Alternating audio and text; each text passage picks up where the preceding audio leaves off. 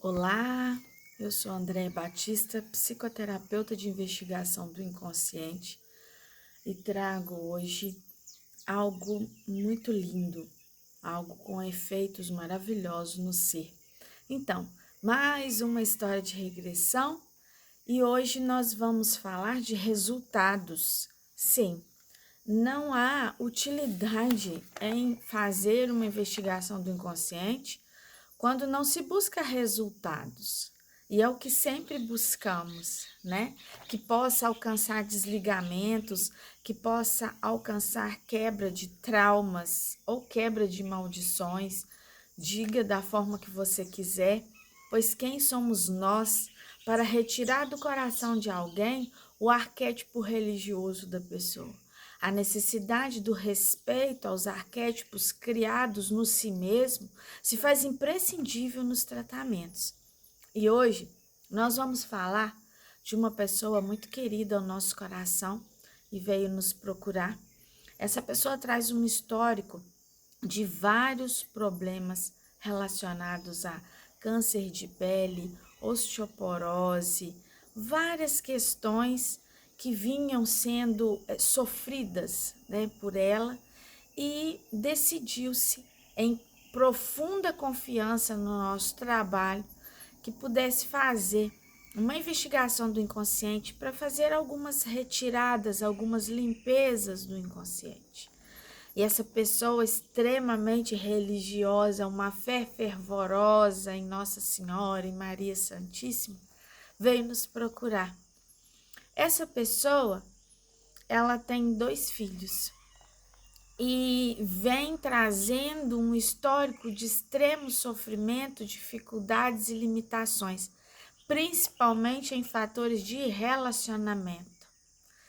Porém, hoje nós vamos entender um pouquinho e a nossa imensa emoção nesse histórico, porque veio narrar uma vivência muito, muito triste, porém grandes limpezas foram feitas.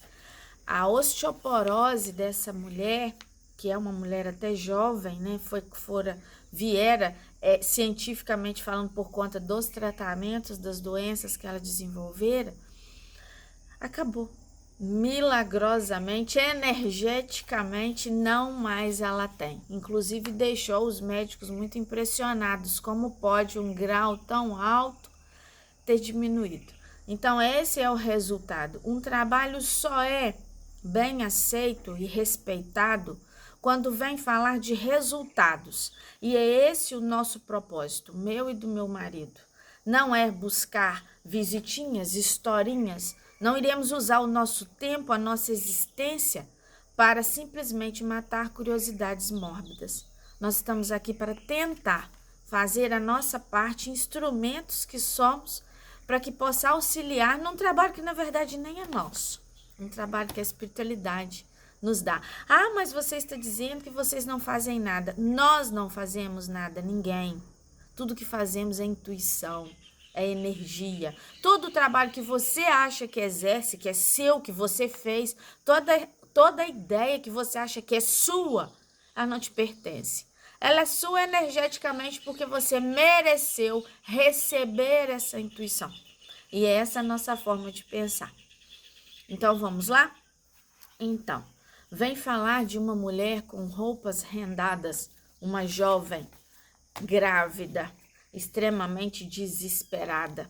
Ela dava socos na barriga, pois a filha que estava no seu ventre era do próprio pai.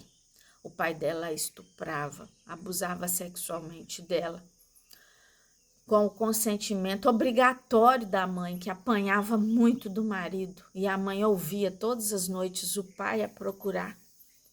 E ela, desesperada com aquela barriga, eles eram donos de escravos, uma fazenda alta, um local com muito luxo, muita organização. Uma família desfeita, uma família destruída, com um pai que abusava sexualmente da própria filha. O desrespeito que existia naquele lugar e o desespero daquela jovem, muito revoltada, ela vomita, chora, bate na barriga, vontade de matar o pai. Uma fazenda alta, com altas escadas, vê escravos do lado de fora trabalhando, chega a pensar que é preferível ser escravo que ela mesma. Não aceita a barriga. Se aquilo não fizesse, como se aquilo não fizesse parte dela, né? E ela vai para a beira de um lago, pega o barco, um lago muito grande. Ela pega o barco e rema muito rápido, muito rápido, muito rápido. E lembra do quanto a mãe apanha do pai, o quanto a mãe sofre com o pai, as tristezas que o pai provoca na vida dela e da mãe, e ela segue remando com a força que tem. E lembra do pai procurando ela toda noite, ela olha e pergunta por que ela não é filha de escravos, como ela gostaria de ser escrava, ao invés de ser aquela jovem branca que não suportava mais ter os sofrimentos que tinha. E ela está no barco remando com a força que tinha para ir para o meio do lago. Ela olha para a pele dela e pergunta para Deus, por que eu sou branca? E meus amigos, essa irmã hoje, ela traz várias questões de câncer de pele, doenças na sua pele, o renegar, né, lá de trás, da própria pele, do próprio ser, vem causar tantos danos a gente. Como nós precisamos aprender a nos amar, né? E aquela jovem, naquela época, se joga, sem saber nada. Não tem mais a mãe, não tem mais o ar, não quer mais o ar. Olha para o corpo flutua. E aí o seu espírito, a sua alma, dê o nome que você quiser, olha como se estivesse no fundo do lago para o corpo flutuando em cima, nas margens do lago. Sentindo alívio momentâneo, porém por instantes somente. Veio um nevoeiro escuro, sentia a falta de ar, de novo ficou olhando o corpo. No momento pensou que precisaria voltar para o corpo, porque o corpo estava sentindo alívio, mas a alma não mais. O espírito de quem suicida não sente alívio, porque a dor está no espírito. A dor quanto ao pai, a dor quanto à mãe, a dor quanto à condição em que estava, os sofrimentos que trazia não estava no corpo, estava na alma. E o que seguiu sofrendo foi aquela alma. Vê sombras dos outros, brancos escravos recolhendo o corpo, saindo com o corpo de dentro d'água, e ela continuava no fundo daquele lago frio, sentindo falta de ar, agonia, engolia a água como se tivesse muito pesada e não subira, e via almas negras à sua volta, e batem nela, chamavam ela de ingrata, fraca. Ela ficou muito tempo ali. Ficou num lugar frio, em noites que eram horríveis, revivia o espancamento da mãe, revivia o pai, revivia o quadro da mãe chorando, revivia os estupros, revivia todo o sofrimento sem parar, por dezenas e dezenas de anos. O espancamento da mãe ela conseguia reviver e sofrer por muito tempo. Ela estava ainda carregando a barriga e ela achava muito ilógico como o espírito dela estava carregando aquela barriga. Coisa mais sem lógica, ela lá embaixo, até que um dia se arrependeu. Depois de muito tempo de sofrimento e dor, ela olha aquela barriga e começa a alisar aquela barriga. É a primeira vez que ela tem um ato de carinho com aquela barriga. E quando ela alisou aquela barriga, na barriga formou uma luz. E a luz foi fazendo e ela se tornou mais leve, como um balão.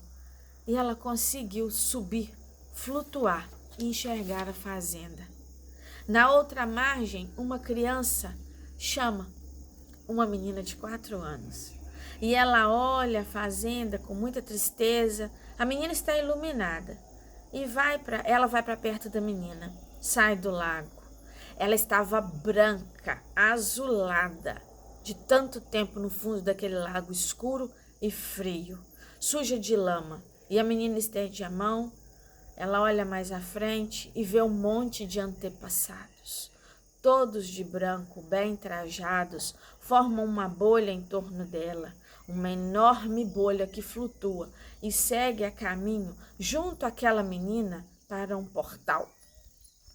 Atravessa o portal com nuvens e é levada para um quarto na penumbra. E combinaram que não haviam de fazer tratamento nada à base de água. Usaram folhas, luzes, e foram tratando com iluminação de cronoterapia, isso já no plano espiritual, nos planos de socorro, né? E eles decidiram não tratar com água exatamente para não trazer traumas por conta do afogamento, né? Pediram para ela ter calma, né? Ela foi melhorando, às vezes ela vomitava um líquido preto, e ela foram explicados a ela o porquê da demora, porque ela destruiu, né? Ela buscou a própria eliminação, né? E a forma que foi descumprida a lei divina. O tempo que ficara preso nas águas pelos próprios sentimentos de raiva, desespero e não aceitação, trouxe a elas problemas. Hoje, na circulação, a friagem afetou, onde trouxe a questão óssea, que nós falamos anteriormente.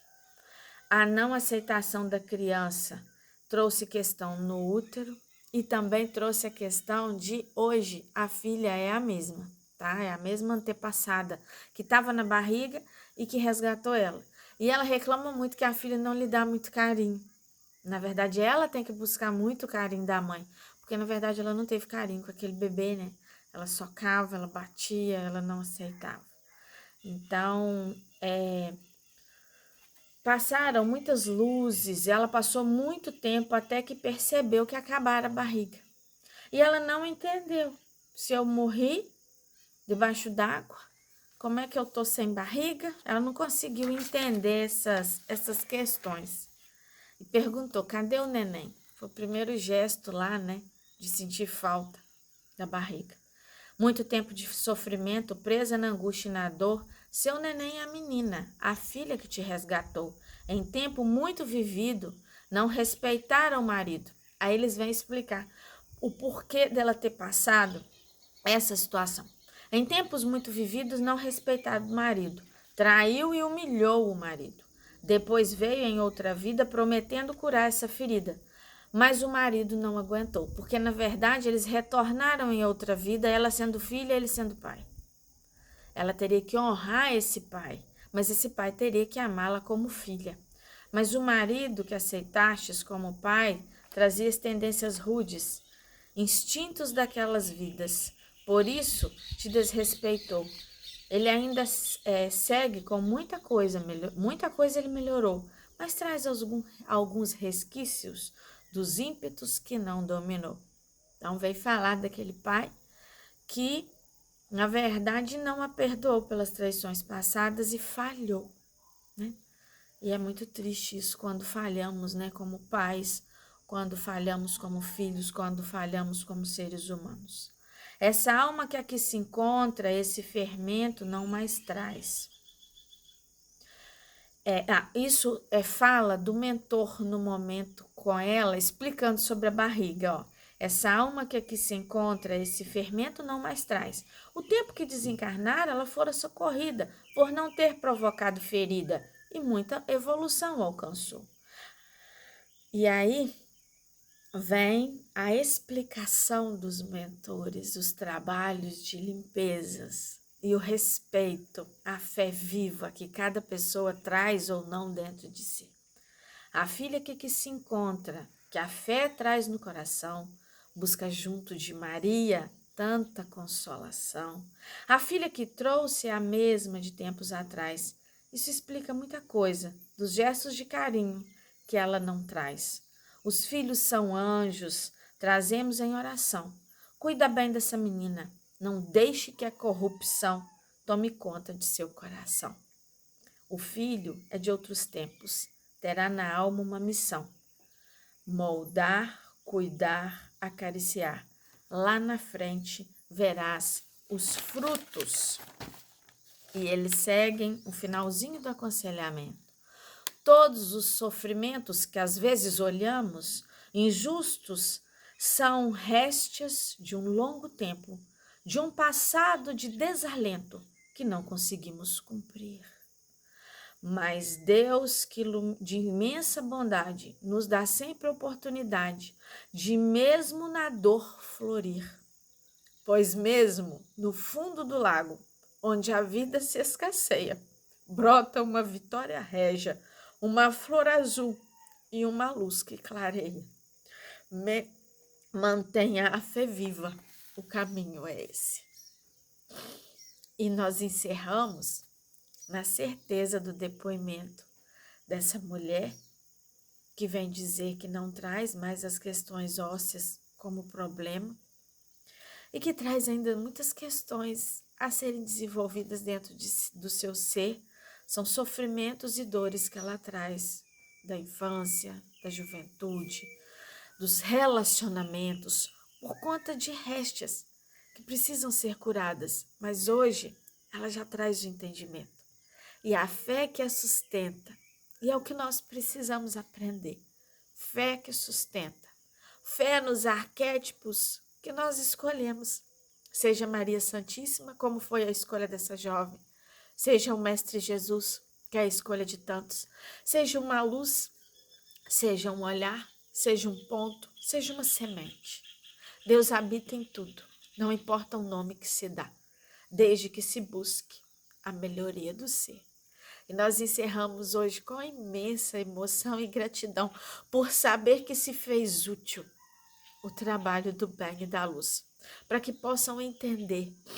Aqui explica de relacionamentos que nunca se deram bem, aqui explica de filha que não consegue se achegar, aqui explica de doenças na pele que muitas vezes temos por nossa pele renegar. Aqui explica das friagens do que causamos no nosso corpo físico quando destruímos ele e temos que quitar. E que a espiritualidade maior possa nos guiar todos os dias, sempre junto a nós. E que tenhamos uma semana de muita luz e muita paz.